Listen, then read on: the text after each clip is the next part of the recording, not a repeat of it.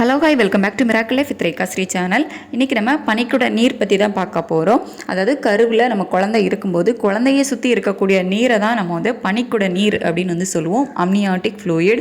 இந்த ஃப்ளூயிட் வந்து கரெக்டான அளவில் வந்து இருக்கணும். ஸோ எது நார்மல், எது அதிகம், எது குறைவு அப்படிங்கிறத வந்து பார்த்துலாம்.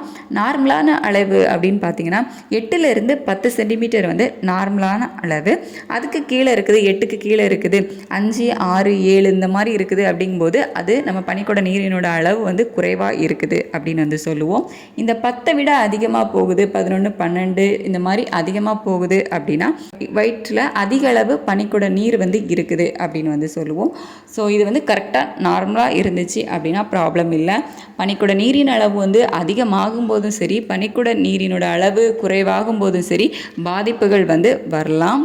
பனிக்குட நீரின் அளவு வந்து குறைவாக இருக்குது அப்படிங்கும்போது என்ன மாதிரியான ப்ராப்ளம் வரலாம் அப்படின்னா, குழந்தையோட வளர்ச்சி வந்து பாதிக்கப்படலாம். குழந்தையோட வளர்ச்சி வந்து கிராஜுவலாக ஒவ்வொரு மாதமும் வந்து இருக்கணும்.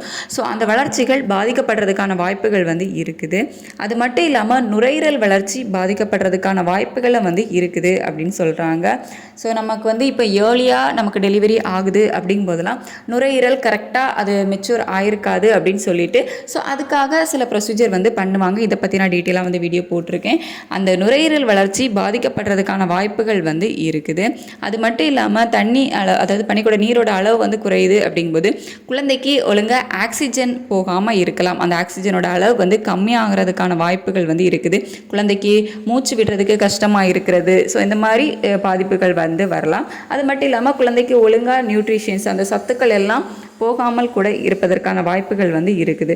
ஸோ மொத்தத்தில் பனிக்குட நீர் வந்து குறைவாக இருக்குது அப்படிங்கும்போது குழந்தையோட வளர்ச்சி பாதிக்கப்படுறதுக்கான வாய்ப்புகள் வந்து அதிகமாகவே இருக்குது. இப்போ வந்து உங்களுக்கு பனிக்குட நீரினோட அளவு வந்து அதிகமாக இருக்குது அப்படிங்கும்போதும் பார்த்தீங்கன்னா சீக்கிரமாக வந்துட்டு உங்களுக்கு டெலிவரி நடக்கிறதுக்கான வாய்ப்புகள் வந்து இருக்குது. சீக்கிரமாகவே பனிக்குட நீர் வந்து உடைவதற்கான வாய்ப்புகள், சீக்கிரமாக டெலிவரி ஆகிறதுக்கான வாய்ப்புகள், அதாவது ப்ரீ டைம் டெலிவரி அப்படின்னு சொல்லுவோம்ல, குறைமாத குழந்தை. ஸோ அந்த மாதிரி உங்களுக்கு குறைப்பிரசவம் நடக்கிறதுக்கான வாய்ப்புகளும் வந்து இருக்குது. ஸோ அதுக்காக தான் வெயிட் எல்லாம் வந்து தூக்கக்கூடாது அப்படின்னு சொல்லுவாங்க. அதிகமாக உங்களுக்கு பனிக்குட நீர் இருக்குது அப்படிங்கும்போது வெயிட் எல்லாம் வந்து தூக்கக்கூடாது அப்படின்னு. ஸோ அதுக்கான ரீசன் வந்து இதுதான், ப்ரீ டைம் டெலிவரி ஆகிடக்கூடாது அப்படின்றதுக்காக. உங்களுக்கு ப்ரீ டைம் டெலிவரி ஆயிடுச்சுது அப்படின்னா குழந்தைக்கு அந்த லங்ஸ் எல்லாம் வந்துட்டு ஒழுங்காக மெச்சூர் ஆகிருக்காது. முழுசாக ஒரு 9 மாதம் குழந்தை அவங்க வயிற்றில் இருக்குது அப்படிங்கும்போது தான் அந்த லங்ஸ் எல்லாம் வந்து கரெக்டாக மெச்சூர்ட் ஆகிருக்கும். இல்லை அப்படிங்கும்போது ப்ரொசீஜர் வந்து சீக்கிரமாகவே குழந்தை பிறந்துட்டு அப்படின்னா ஹாஸ்பிட்டலில் அந்த சில ப்ரொசீஜர் பண்ணுவாங்கள்ல, ஸோ அந்த மாதிரிலாம் வந்து பண்ணுவாங்க. அதெல்லாம் ஆகக்கூடாது அப்படிங்கிறதுக்காக தான் இந்த மாதிரி பனிக்குட நீரினோட அளவும் வந்து நம்ம கரெக்டாக மெயின்டைன் பண்ணணும். ஸோ குறைவாக இருந்தால் நம்ம எந்த மாதிரியான இதெல்லாம் பண்ணணும், எந்த மாதிரியான உணவுகள் சாப்பிட்டா பனிக்குட நீரினோட அளவு அதிகமாகும் அப்படின்னு சொல்லிட்டோம். அதிகமாக இருந்துச்சு அப்படின்னா நம்ம என்னெல்லாம் பண்ணணும் அப்படின்னு சொல்லிட்டோம். நான் ஆல்ரெடி டீட்டெயிலாக வீடியோ போட்டிருக்கேன். உங்களுக்கு நான் இந்த வீடியோக்கு கீழே டிஸ்கிரிப்ஷன்லேயும் கொடுக்குறேன், கமெண்ட்லேயும் வேணால் கொடுக்குறேன். கண்டிப்பாக செக் பண்ணி பார்த்து அதெல்லாம் வந்து ஃபாலோ பண்ணுங்கள். இல்லை உங்களுக்கு டாக்டர்ஸ் வந்து மந்த்லி ஸ்கேன்லேயே வந்து சொல்லுவாங்க. மேக்ஸிமம் இந்த 5 மந்த் அனாமலி ஸ்கேன்லேயே வந்து சொல்லிடுவாங்க. அதிலே வந்து டீட்டெயிலாக உங்களுக்கு போட்டிருப்பாங்க. அந்த அம்னியாட்டிக் ஃப்ளூயிட் லெவல் அப்படின்னு போட்டுட்டு அந்த எவ்வளவு இருக்குது அப்படிங்கிற அளவு வந்து போட்டிருப்பாங்க. அப்படி இல்லை அப்படின்னா கண்டிப்பாக 7 மந்த்லேருந்து உங்களுக்கு சொல்ல ஆரம்பிச்சிருவாங்க. இல்லை அந்த உங்களோட ரிப்போர்ட் பார்த்தீங்க அப்படின்னாலே அதிலே வந்து அவங்க மென்ஷன் பண்ணிவிடுவாங்க. நார்மலாக இருந்துச்சு அப்படின்னா மேக்ஸிமம் வந்து சொல்ல மாட்டாங்க. அவங்களுக்கு ரிப்போர்ட்டில் வந்து போட்டிருப்பாங்க, பட் அதை பற்றி பெருசாக வந்து உங்களுக்கு சொல்ல மாட்டாங்க.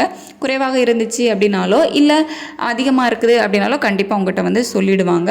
ஸோ அதெல்லாம் வந்து கரெக்டாக வந்து பார்த்துக்கோங்க. 5th மந்த்லேருந்தே கண்டிப்பாக ஃபாலோ பண்ணி நீங்கள் ஒழுங்காக ஃபுட்டெல்லாம் எடுத்துக்கிட்டு இருக்கீங்க, நீர் சத்து உள்ள ஃபுட்டெல்லாம் வந்து எடுத்துகிட்டு இருக்கீங்க அப்படிங்கும்போது கரெக்டாக இருக்கும், நார்மலாக இருக்கும். ஸோ கண்டிப்பாக நான் லிங்க் கொடுக்குறேன், அதை செக் பண்ணி பார்த்து அம்னியாட்டிக் ஃப்ளூயிட் லெவலில் கரெக்டாக வந்து மெயின்டைன் பண்ணுங்கள். உங்களுக்கு அதில் ஏதாவது டவுட் இருந்துச்சு அப்படின்னாலும் தாராளமாக கமெண்ட்டில் கேளுங்க, நான் ரிப்ளை பண்ணுறேன். இந்த வீடியோ உங்களுக்கு யூஸ்ஃபுல்லாக இருந்திருக்கும் அப்படின்னு நினைக்கிறேன். உங்களுக்கு ஏதாவது சஜஷன் இருந்துச்சு அப்படின்னாலும் கமெண்ட்டில் சொல்லலாம். இந்த வீடியோவில் நேரம் பொறுமையாக பார்த்ததுக்கு தேங்க்யூ ஸோ மச். நம்ம வீடியோஸ் தொடர்ந்து பார்க்கணும் அப்படின்னு நினச்சிங்கன்னா நம்ம சேனலை சப்ஸ்கிரைப் பண்ணி கீழே இருக்க பெல் பட்டனை கிளிக் பண்ணி வச்சிங்க அப்படின்னா நம்ம போடுற வீடியோஸ் எல்லாமே உங்களுக்கு நோட்டிஃபிகேஷன்ஸாக வரும். Thank you so much.